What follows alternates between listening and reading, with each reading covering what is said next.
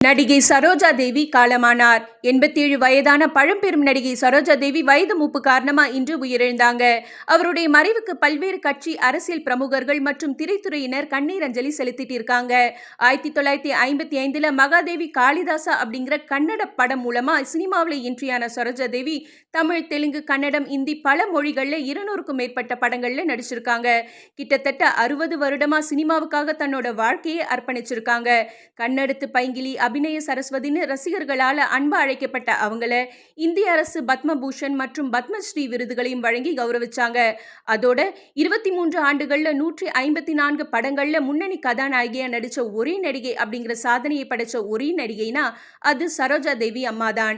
1986 கணவர் ஸ்ரீஹர்ஷா உயிரிழந்ததும் தன்னோட 2 குழந்தைகளை கண்ணும் கருத்துமா பார்த்துக்கிட்டாங்க.